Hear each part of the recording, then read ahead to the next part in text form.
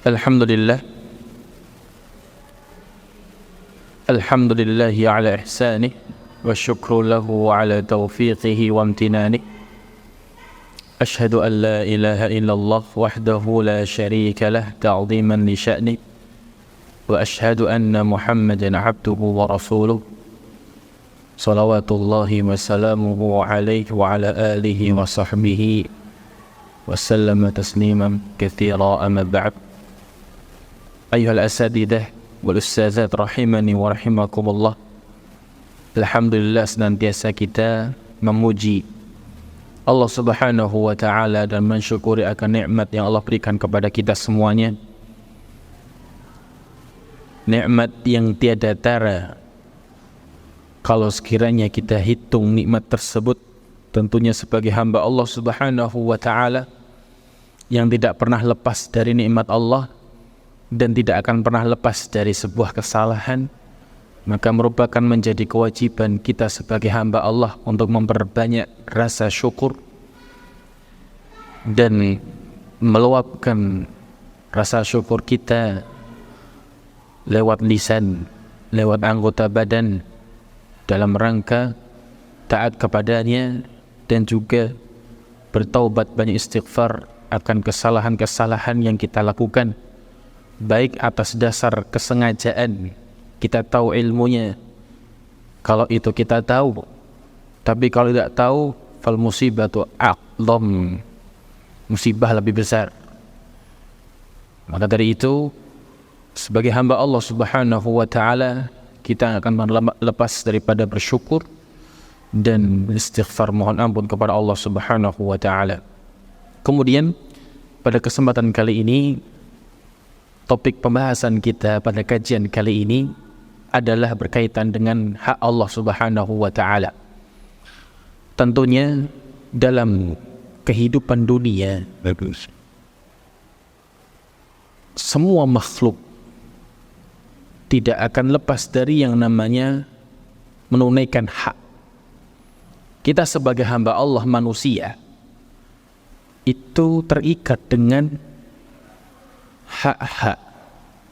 Maka hak yang paling utama dan kita utamakan menjadi kepentingan kita dalam kehidupan ini adalah menunaikan hak Allah sebagai Sang Pencipta dan Sang Pemberi segalanya kepada kita semua.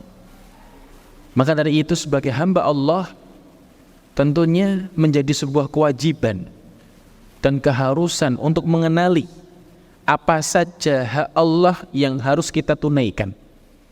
Terkadang kita sebagai hamba Allah manusia itu lupa akan hak-hak tersebut, padahal itu adalah kewajiban kita sampai kita mati. Bisa jadi lupa karena kondisi kita yang sudah nyaman hidup di negeri yang akan kita tinggalkan, atau sudah terlalu sibuk dengan apa yang kita lihat dengan mata kita. Oleh karenanya di sini kami mengingatkan kembali bahwa kita punya tanggungan menunaikan hak Allah. Disebutkan hak Allah Subhanahu wa ta'ala terhadap hamba, yaitu ma'rifatu huquqillahi ta'ala ala ibadihi aujabul wajibat wa 'adhamuha. Mengenali hak-hak Allah oleh seorang hamba itu merupakan yang paling wajib di antara kewajiban-kewajiban dan yang paling besar,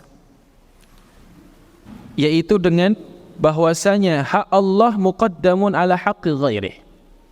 Hak Allah itu didahulukan daripada hak-hak yang lain selain Allah, sekalipun itu hak orang tua kita. Maka menunaikan hak-hak Allah Subhanahu wa ta'ala adalah tujuan yang paling utama yang mana Allah Subhanahu wa ta'ala ciptakan untuknya. Dan hak Allah Subhanahu wa ta'ala terhadap hambanya yanhasir fil qiyam bi'ibadatihi wahdah la syarikalah. Hak Allah cuma minta satu. Terhadap hambanya hanya fokus pada bagaimana cara kita menyembah Allah tanpa menyekutukannya. Allah sudah memberikan kita segalanya, tapi Allah hanya minta haknya satu saja, menyembah Allah tanpa menyekutukannya. Wal bu'du 'anil isyrak bihi, dan menjauhi segala bentuk perbuatan menyekutukan Allah, baik bentuk persekutuan itu lewat anggota badan kita atau dengan hati kita. Maka jangan salah, terjadi kesyirikan itu bukan lantas karena sujud kepada selain Allah saja. Bisa terjadi dengan hati kita. Contoh sebagaimana cinta. Ya, urusan cinta hal suatu yang tabi'i. Akan tetapi cinta tersebut bisa menjadi sebuah ibadah atau sebaliknya menjadi malapetaka. Malapetaka yang terburuk adalah ketika cinta itu membuahkan hasil kesyirikan. Di mana Allah Subhanahu wa taala berfirman, "Wa minan nas may yattakhidhu min dunillahi andada yuhibbunahum ka hubbillah." Dan di antara sebagian manusia itu ada yang menjadikan selain Allah sebagai tandingan. Maka Allah tafsirkan ayat berikutnya, yuhibbunahum ka hubbillah. Mereka mencintai sesembahan mereka sebagaimana mencintai Allah Subhanahu wa taala.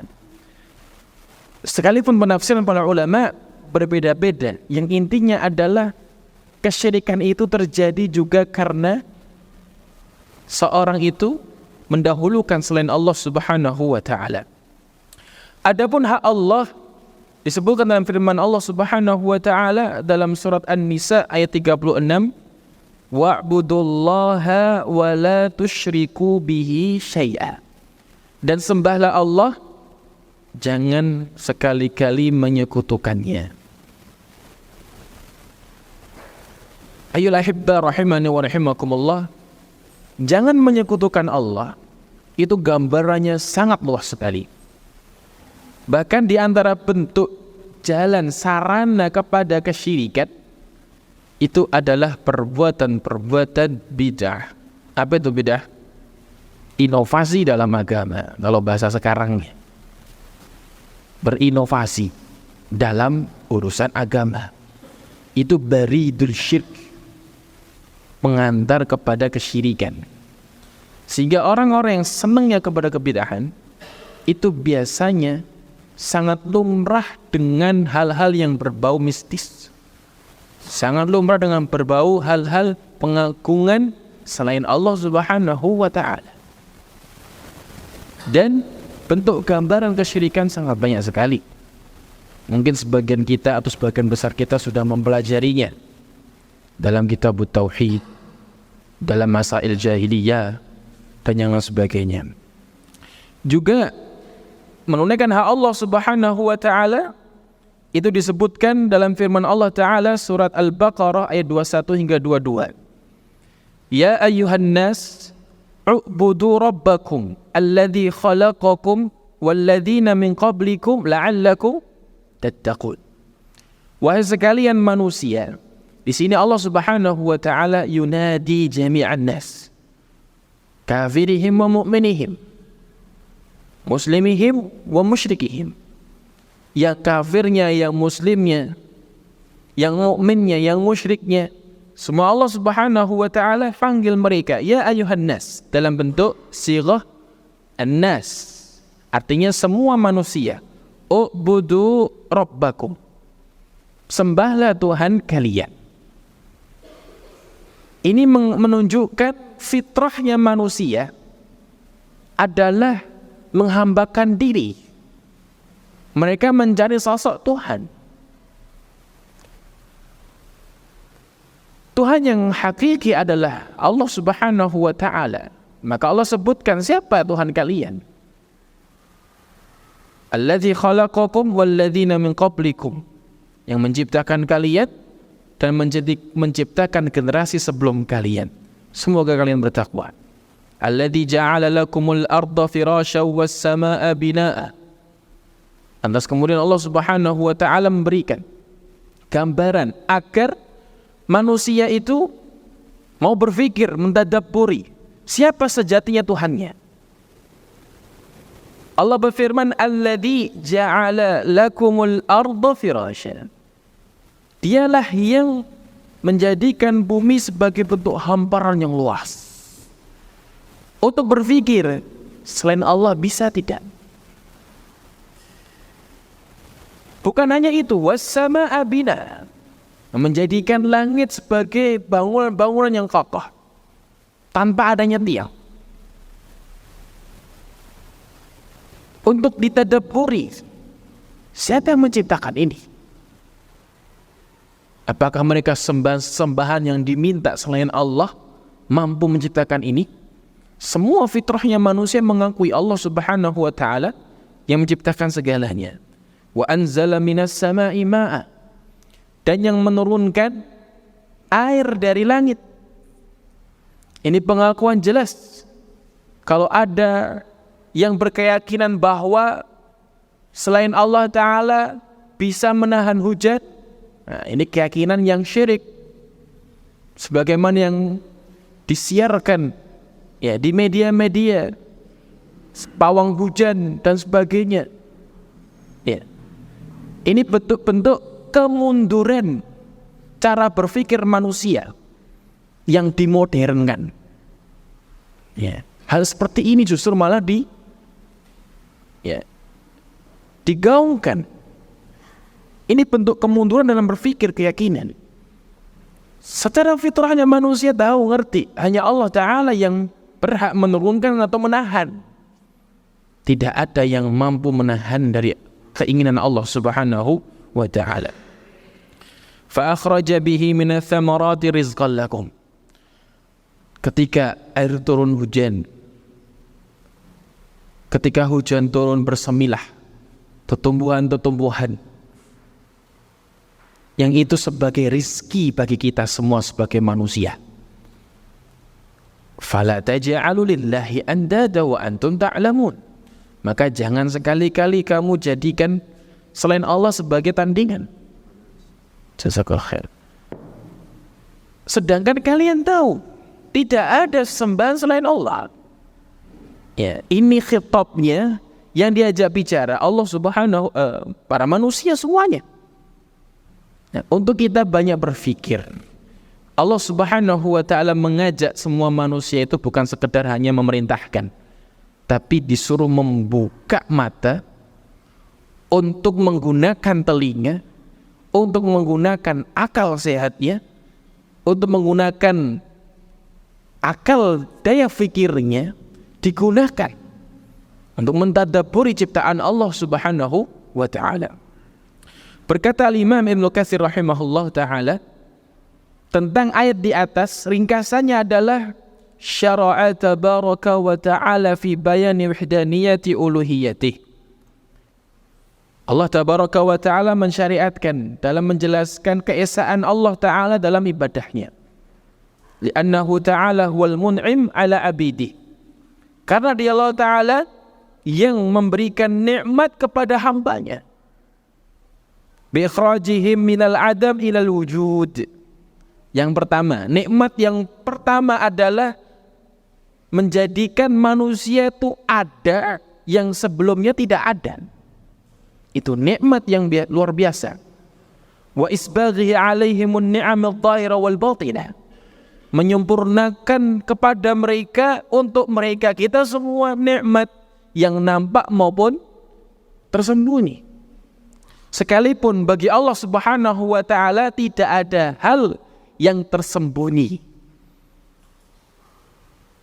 Hanya bagi kita saja sebagai manusia yang memiliki banyak kekurangan.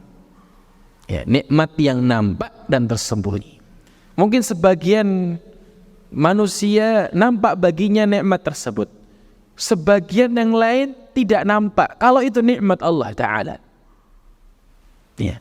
Sebagaimana kita bisa mengajar di sebuah pesantren, di lembaga yang notabene kita mengajar dengan rasa aman dan nyaman, Terlebih lagi dalam masalah ma'isyah, insya Allah tercukupi semuanya. Itu kenikmatan yang tidak dirasakan dan sering dikufuri. Padahal kalau kita mau melihat, menelisik bagaimana perjuangan para guru di luar sana, selain Indonesia, di Ethiopia, di Yaman, apalagi di Yaman, ya, mengajar itu penuh dengan was-was. Ya, setiap saat bisa digempur oleh musuh. Bahkan saya mendengar dari kawan-kawan saya, ya, ketika mengajar gempuran dentuman bom sedang mengajar. Nah, kita udah nyaman sekali. Itu nikmat Allah Subhanahu wa ta'ala bagi kita semua, yang kita mengajar dengan rasa aman dan nyaman. Ya, bahkan di sebagian di negeri Afrika, ya, dari kawan saya juga mengajar itu lulus S1, S2, S3. Bukan sebagai kita ya di sini dihormati dengan baju yang necis, yang pakai jas, bahkan bermobil, bahkan kalau minta gaji berapa. Di sana tidak. Mereka mencari murid, bahkan ngajar itu di atas pasir, bernaungan-naungan dahan, ranting. Mereka mengajar di situ, lulusan S3, dokter, bajak sawah, bahkan sambil jualan. Masya Allah. Bahkan di sana para dakatiroh di luar negeri sana, negeri Arab itu banyak sekali nganggur. Alhamdulillah kita yang baru lulus fresh graduate langsung keterima. Ya, ini merupakan nikmat Allah yang Allah berikan kepada kita yang tidak kita rasakan, yang tidak nampak dalam hati atau pikiran kita. Ikhwani fid din, al-asatidzah wal ustadzah rahimani wa rahimakumullah, wa annahu al-khaliq ar-raziq malik ad-dar wa sakiniha. Di mana beliau Imam Ibnu Katsir rahimahullah mengatakan, Allah dialah yang maha menciptakan, yang maha memberikan rizki, yang sang pemilik negeri ini. Ya. Wa razikuhum fa bihadza yastahiq an yu'bad wahdah. Yang memberikan rizki mereka, yang mengadakan isi semua muka bumi ini. Bahkan tidak hanya menciptakan saja, sudah menciptakan dan merawat sejak lahir sampai mati. Ada pencipta seperti ini? Tidak ada. Contoh, kalau kita berhasil menciptakan sebuah teknologi robot misalkan, kita belum tentu mampu merawat robot tersebut sampai dia rusak. Bahkan kita pun kalau punya sebuah alat teknologi seperti kendaraan misalkan, atau laptop misalkan, atau gadget misalkan, kita pun belum tentu bisa dengan baik merawatnya. Ya, Allah Subhanahu wa ta'ala dia yang menciptakan, dia yang merawat, dia yang menciptakan kita dan yang merawat kita. Apa timbal balik seorang hamba dengan seperti ini semuanya yang Allah berikan kepada kita semuanya? Allah cukup minta satu, untuk menyembahnya saja. Ikhlas dalam ibadat, ikhlas dalam ketaatan, tidak menyekutukan Allah Subhanahu wa ta'ala. Oleh karenanya Allah berfirman, fala taj'al lillahi andada wa antum ta'lamun. Jangan kalian jadikan bagi Allah tandingan sedangkan kalian tahu Allah tidak ada tandingannya. Ya. Dan Allah Ta'ala berfirman dalam surat Adz-Dzariyat ayat 56, wa ma khalaqtul jinna wal insa illa liya'budun. Tidaklah aku ciptakan jin dan manusia melainkan untuk menyembahku. Wa fi sahihain min hadits Mu'adz bin Jabal radhiyallahu anhu annahu qala kuntu radifan nabiy sallallahu alaihi wasallam ala himarin faqala li ya Mu'adz atadri ma haqqullah 'ala al-ibad wa ma haqqul ibadi 'ala Allah. Dalam sahihain dari hadis Mu'adz bin Jabal, saat itu beliau masih muda belia, masih umur anak-anak, ya, di bawah 15 tahun. Karena dalam sejarah terhitung ketika wafat Rasulullah SAW, saat itu Mu'adz diutus ke Yaman, terdengar wafatnya Rasulullah SAW, Mu'adz itu masih umur belasan tahun, 16 dan sekitarnya.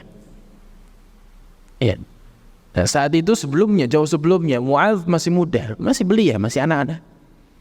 Itu beliau bercerita, kuntu radifan Nabi SAW. Aku suatu ketika pernah membonceng Nabi SAW di atas kendaraan keledai. Maka beliau bertanya kepada aku, ya Mu'adz, ada dari ma haqqullah 'alal 'ibad wa ma haqqul 'ibadi 'ala Allah. Wahai Mu'adz, kamu tahu enggak apa hak Allah terhadap hambanya yang harus dipenuhi, dan apa hak hamba terhadap Allah Ta'ala? Ini bukan hak sebagaimana seorang pegawai terhadap bosnya sebagai imbalan, bukan, tapi tafaddulan minhu, sebagai bentuk keutamaan dari Allah Ta'ala, bukan karena menuntut hak, bukan. Ya. Lantas karena sebagai seorang anak kecil dan tahu diri bahwasanya beliau tidak tahu, maka beliau Mu'adz bin Jabal mengatakan, Allah wa rasuluhu a'lam. Allah dan Rasulnya yang lebih tahu. Kita sebagai manusia umatnya Nabi Muhammad SAW, sepertinya Rasulullah SAW, ketika ditanya tidak mengetahuinya, cukup mengatakan Allahu a'lam. Ya. Nah, ini sebagai adab sebagai seorang talibul ilmi. Kita semua talibul ilmi, bahkan tuwailib, ya.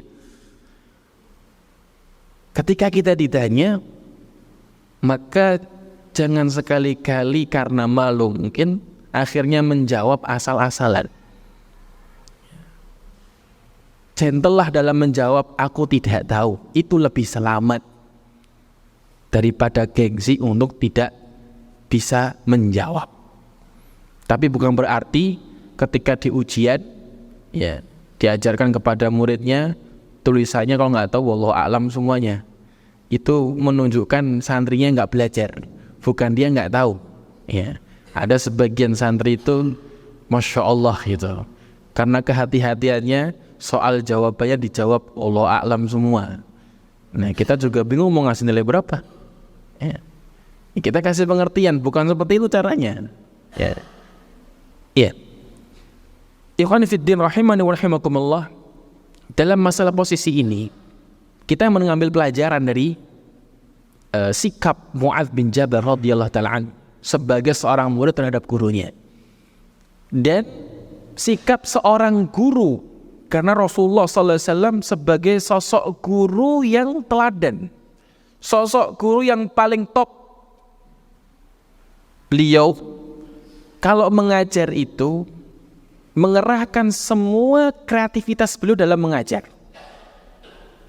Nah, ini juga kita sebagai seorang pendidik jangan monoton dalam mengajar.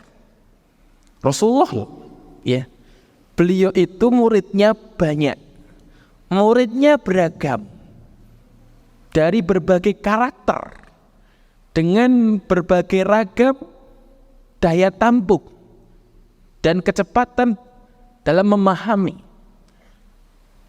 Disebutkan dalam kitab, sebuah kitab yang bagus, ya, Waqafat Tarbawiyah ma'a hadits Rasulullah sallallahu alaihi wasallam at-Tarbawi.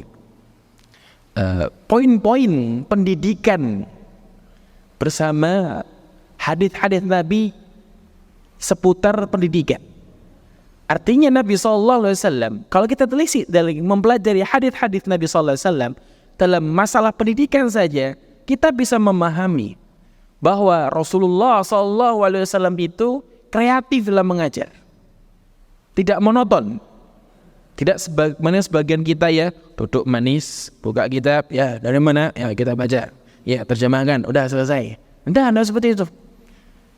Rasulullah kadang pernah menggambarkan, ya, pernah Rasulullah berkisah, pernah Rasulullah dengan marah Pernah Rasulullah sebagaimana dalam hadis bertanya, karena dengan bertanya lebih dulu itu akan lebih mematrikan daya ingat sang murid. Dia akan selalu ingat, suatu ketika saya di sini pernah ditanya oleh guru saya tentang pertanyaan seperti ini. Sebagaimana persis Mu'adz bin Jabal. Belum menceritakan, aku pernah mengendarai keledai, dibonceng oleh Rasulullah, ditanya seperti ini, aku menjawab seperti ini. Nah, ini bentuk kreativitas seorang guru Rasulullah SAW sampai bikin muridnya selalu ingat. Nah, kita sebagai seorang pendidik di dunia pendidikan ya, maka tentunya berkreativitaslah dalam dunia pendidikan, tidak monoton. Bikin santri itu tertarik untuk mendengarkan apa yang kita akan ucapkan. Ya. Dulu guru kita dalam mengajarkan juga ada yang unik. Kadang dengan bercerita kita sampai bengong sampai selesai. Pelajarin kamu Ustaz, tadi sudah saya jelaskan dengan cerita tadi. Ternyata sudah dijelaskan. Apa materi dalam buku sudah jelaskan. Artinya nggak harus monoton dengan buku. Yang penting materinya sama, sampaikan. Ada yang dengan menggambarkan. Rasulullah SAW juga dalam mengajarkan pernah menggambarkan. Ya, disebutkan dalam sebuah hadis dari Abdullah bin Mas'ud radhiyallahu taala an, khattalana Rasulullah SAW khattan wa khatta khututan. Ini artinya Rasulullah itu menggambarkan. Kalau sekarang kan ada papan tulis, ada apa itu yang secara digital itu. Nah, zaman dulu belum ada. Tapi beliau SAW tidak kehilangan akal. Pakai dahat di atas pasir menggambarkan satu garis lurus, kemudian di garis cabang-cabang. Ya, beliau kemudian menjelaskan garis lurus ini garisnya Allah. Di ujung sana Allah selalu memanggil. Garis-garis yang di tepi-tepi ini adalah garisnya para syaitan yang selalu memanggil. Nah, ini kan cara pengajaran yang efektif. Akan selalu diingat oleh murid-murid. Maka ya, asatidzah rahimani wa rahimakumullah, dalam hadis ini saja kita bisa mengambil kesimpulan yang banyak. Tentunya tidak mengindahkan daripada hak Allah Subhanahu wa taala. Di mana kita lanjutkan, di mana hak Allah adalah qala fa inna haqqallahi 'alal ibadi ay ya'buduhu wa la yusyriku bihi syai'an. Hak Allah taala terhadap hambanya untuk mereka menyembah Allah taala semata, tidak menyekutukannya dengan sesuatu apapun. Kalimat kata syai'an dengan sigah nakirah ini menunjukkan keumuman. Siapapun, apapun bentuknya, baik kepada nabi, malaikat, orang-orang soleh, tokoh sekalian, atau siapapun, jangan sekali-kali menyekutukan Allah dengan apapun di muka bumi ini. Wala nabiyun mursal, wala malakun muqarrab. Ya, nabi yang diutus, walaupun malaikat yang dianggap kedekatannya dengan Allah Ta'ala tidak dijadikan sebagai sekutu baginya. Ini namanya hakikat menunaikan hak Allah Subhanahu wa Ta'ala. Wa haqqul ibadi 'ala Allah alla yu'adziba man la yusyriku bihi syai'an. Apa hak hamba? Yaitu hak hamba terhadap Allah Ta'ala untuk Allah tidak mengazab siapapun yang tidak menyekutukan Allah Subhanahu wa Ta'ala dengan sesuatu apapun. Maksud dari hadis ini sebelum oleh para ulama, di mana kunci surga, kita bukan mengkapling surga ya, kunci surga adalah tauhid, mengesahkan Allah. Itu yang utama. Kunci surga yang utama adalah mengesahkan Allah Ta'ala sampai mati, tidak menyekutukannya. Ya, itu kunci surga utama. Kalau memang kita seorang pendosa, minimalnya jangan menyekutukan Allah. Ya, disebut dalam hadis bitaqah, hadis kartu ya, di mana nanti di yaumul qiyamah, di yaumul hisab, ada yang namanya yaumul am. Ya, hari ditampakkan semua amalan. Nah, ada salah seorang hamba dipanggil oleh Allah Subhanahu wa Ta'ala diberikan kepadanya tis'awatis'ina sijillan, 99 catatan. Setiap satu catatan itu panjangnya maddal basar, sejauh mata memandang. Isinya jelek semua, dosa semua. Sampai Allah Subhanahu wa ta'ala bertanya kepada dirinya, apakah aku mendolimi kamu? Dia menjawab, tidak ya Allah. Sampai Allah keheran bertanya kepadanya, apakah malaikat-malaikatku salah mencatatmu? Tidak. Itu memang saya akui itu amalanku semuanya. Ya. Dalam hadis ini kita juga bisa mengambil pelajaran di mana kita nantinya tidak bisa mengelak dari Allah Ta'ala. Ya, ini pengakuan seorang hamba yang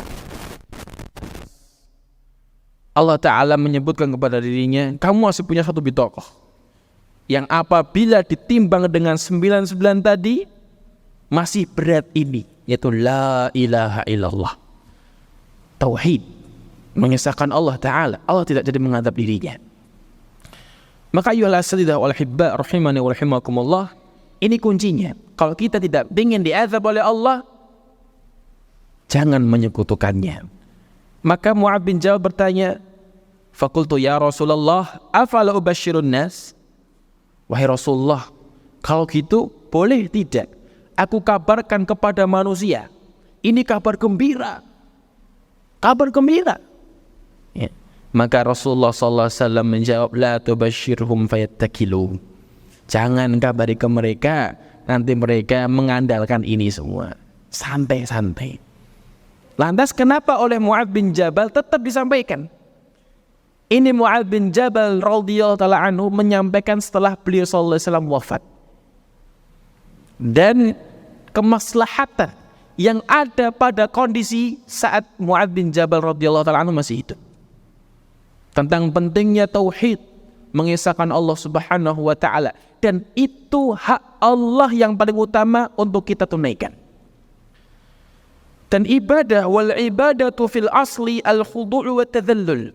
Ibadah secara hukum asal dasarnya adalah khudu', tunduk dan merendahkan diri. Yuqal tariqu mu'abbad wa ba'ir mu'abbad ay mudhallal. Jalan yang sudah diarahkan, artinya yaitu yang mudhallal, yang sudah diarahkan. Ya. Artinya dalam ibadah itu, dalam menyembah Allah Ta'ala, hadirkan rasa kekhudu'an, tunduk, patuh, merendahkan diri.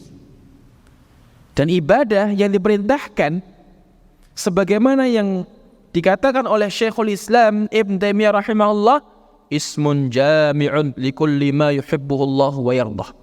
Nama yang mencakup semua apa yang Allah cintai dan Allah ridhai, minal aqwal wal a'mal al-batinah wal zahirah, dari perkataan, perbuatan yang nampak maupun yang tersembunyi. Jadi ibadah itu maknanya luas, bukan terbatas pada sholat dan zakat saja.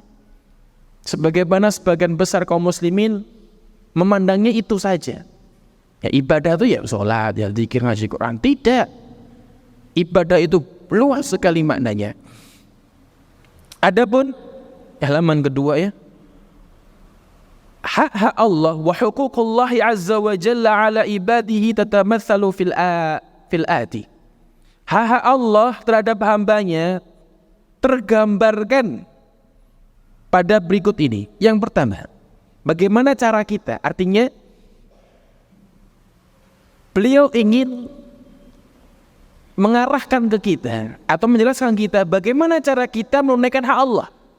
Yang pertama, al-imanu bihi subhanahu wa ta'ala, mengimani Allah Ta'ala. Allah berfirman, aminu billahi wa rasulih, berimanlah kepada Allah dan Rasulnya. Wa anfiqu mimma ja'alakum mustakhlafina fi falladina amanu minkum wa anfaqu lahum ajrun kabir.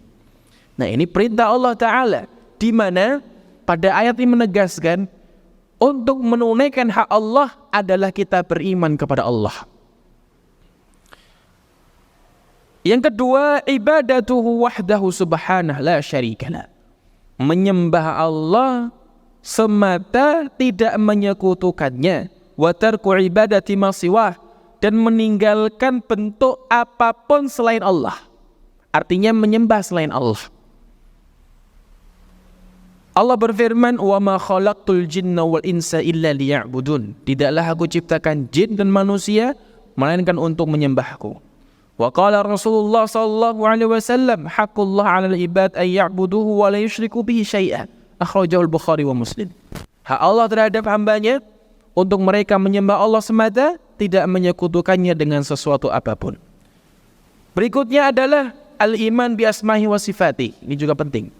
Mengimani Allah Ta'ala dengan nama dan sifat-sifatnya. Sebagaimana disebutkan dalam Alkitab wa Sunnah. Dan kaedah umum dalam mengimani nama dan sifat Allah Subhanahu wa Ta'ala adalah kita mengimani, kita menetapkan sebagaimana yang Allah tetapkan dan Rasulnya dalam kitabnya dan sunnah Rasulnya, tanpa adanya tahrif, memalingkan lafaz maupun maknanya. Ya, tanpa adanya tamtsil, menyamakan makna nama dan sifat Allah dengan makhluknya, tanpa adanya ta'dhil, menghilangkan sebagian atau seluruh nama Allah atau makna dari nama Allah Subhanahu wa Ta'ala. Ya. Dalam mengimani nama dan sifat Allah Subhanahu wa Ta'ala dalam masalah tauhid asma wa sifat, kaum muslimin terbagi-bagi menjadi berkelompok-kelompok. Ya, dari kalangan mereka ada yang Asy'ariyah, Maturidiyah, Mu'tazilah dan sebagainya. Yang ini butuh pembahasan khusus. Ya, yang jelas dalam mengimani dengan nama dan sifat Allah Subhanahu wa Ta'ala, cukup kita mengimani amirruha kama ja'at. Biarkan begitu saja jalan sesuai dengan maknanya. Kita enggak perlu takyif, membagaimanakan gimana ya bentuk nama Allah. Ya. Kadang sebagian orang itu fantasi berpikirnya itu melampaui batas. Contoh sebagian fantasinya sampai dibisiki oleh syaitan, sebelum manusia ini siapa? Sebelum bumi ini siapa? Sampai pada pertanyaan sebelum Allah siapa? Segera ta'awudz, ambil wudu. Itu syaitan. Ya. Bahkan ada sebagian pelajaran dalam mata kuliah. Ya. Ini materi-materi sekuler. Yang mana? Untuk mengimani adanya Allah, yang pertama kali adalah diragukan dulu keberadaan Allah. Apa enggak kebalik ini? Ya. Padahal dalam Islam, dalam mengimani Allah Ta'ala, yang paling pertama adalah mencari kebenaran dan ketetapan Allah dulu, meyakini Allah ada. Ya. Dalam asma wa sifat juga kita dituntut untuk menyebut nama Allah Subhanahu wa Ta'ala dalam setiap doa kita, dalam setiap permohonan kita. Allah berfirman, "Walillahil asmaul husna fad'uuhu biha." Allah memiliki nama-nama yang husna, berdoalah dengannya. Artinya, kalau kita berdoa, iringi sebelum hajat kita, sebutkan nama-nama Allah yang mulia, sebutkan sifat-sifat Allah yang mulia. Jangan langsung kita memohon kepada Allah. Dalam berdoa pun ada adabnya. Yang pertama, kita bersalawat atas Nabi Muhammad SAW. Yang kedua, kita memuji Allah dulu. Puji sebanyak mungkin. Ibarat seperti seorang raja, ketika banyak dipuji, kalau kita minta bakal dikasih apapun yang kita minta. Sama halnya dengan Allah Subhanahu wa Ta'ala. Juga dalam mengagungkan Allah Subhanahu wa Ta'ala, di antara hak Allah adalah mengagungkan Allah Subhanahu wa Ta'ala dan memuliakannya. Mohon maaf sebelumnya, mengimani nama dan sifat Allah sebagaimana dipahami para ulama salafus saleh, bukan dengan akal kita masing-masing. Dan itu dengan mengenali zat Allah dan nama sifat-sifatnya. Dan Allah Subhanahu wa ta'ala itu mengetahui tentang kita tidak mampu untuk mengetahui semua tentang Allah. Wala yuhituna bihi ilma. Dengan pentingnya iman kepada Allah Subhanahu wa ta'ala, itu ada sebuah kaidah, laisa kamitslihi syai' wa huwas samiul basir. Tidak ada yang semisal dengan Allah sesuatu apapun. Dan dialah maha mendengar lagi maha melihat. Ya. Di antara bentuk hak Allah mengagungkan dan menghormati Allah Subhanahu wa ta'ala, memuliakannya. Allah berfirman, malakum la tarjuna lillahi waqara. Kenapa kalian la tarjuna lillahi waqara, tidak harapkan, artinya mengagungkan, memuliakan Allah Subhanahu wa ta'ala. Ai la takhafuna lillahi 'azamah. Kenapa kalian enggak takut kebesaran Allah? Ya. Sedangkan kalian tidak memiliki kuasa kecuali hanya kuasanya Allah Subhanahu wa ta'ala. Lantas kemudian di antara bentuk gambaran cara mengagungkan Allah Subhanahu wa ta'ala adalah yang pertama, ta'zimu hurumatillah, mengagungkan, menganggap besar keharaman-keharaman Allah, batasan-batasan Allah. Allah berfirman, dzalika wa may yu'azzim hurumatillah. Dan itulah siapapun yang mengagungkan batasan-batasan Allah. Maksudnya di sini maksiat-maksiatnya. Kita dalam bermaksiat jangan dilihat kecil besarnya maksiat. Oh enteng, dosa kecil. Bukan. Tapi kepada siapa kita bermaksiat? Kepada Zat yang Maha Agung. Kita bermaksiat menyelisihi perintah Allah dan Rasulnya. Sehingga ketika kita menganggap besar keharaman Allah, di situ kita mudah untuk menjauhinya. Fahuwa khairul lah inda rabbih.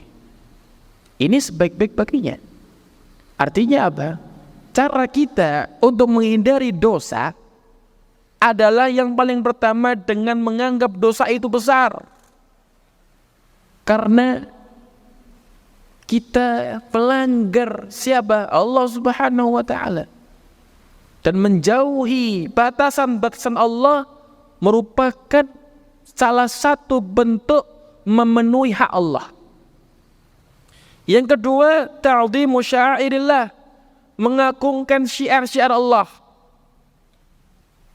Ya, syiar-syiar sebagai seorang muslim, tauhid, ibadah, salat, menambahkan syiar sebagai saya ini muslim.